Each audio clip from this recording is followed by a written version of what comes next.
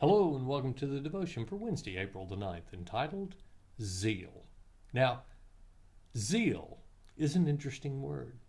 It's used to describe the emotions, the very human emotions that Jesus felt when he walked into the temple and saw people selling like a marketplace and defrauding people. In fact, in John 2:14 through 17 it says, "In the temple courts he found people selling cattle and sheep and doves, and others sitting at tables exchanging money.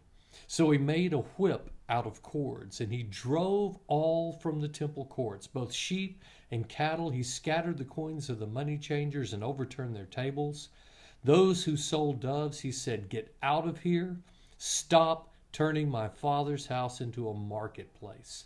His disciples remembered that it was written, 'Zeal for the house of the Lord will consume me.'" But we know what it was. It was anger. He reacted in a very human emotion, anger, over something that was worth getting angry about. It's interesting, the Bible doesn't call anger a sin. It says, in your anger, don't sin. In other words, anger can motivate us to sin. But anger is the proper response to injustice, to something that is unhealthy, something that not only is unhealthy, but demands a response. And Jesus has a human response to an event that was degrading and defrauding people right in the temple courts. There are going to be times that our anger arises, our zeal, as it were. And we have to choose how we're going to let that anger motivate us. But if we follow Jesus' example, we won't just sit idly by and let unhealthy things happen. We'll allow that anger, that zeal, to motivate us to do something, to make a healthy choice, to address an unhealthy situation. That is how human emotion should motivate us.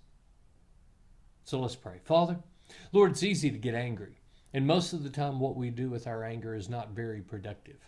You said in our anger, don't sin.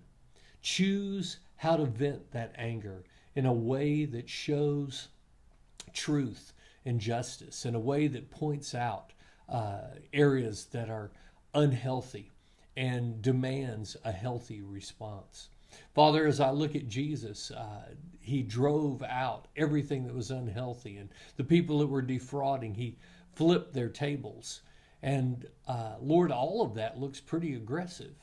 I don't know if that was the proper response at the time, but I know that the zeal of the Lord had consumed him, that this was degrading the temple and defrauding people.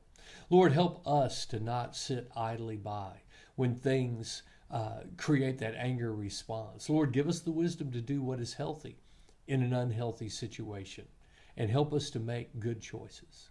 In Jesus' name, amen. Make sure your zeal makes a difference. And I'll see you tomorrow.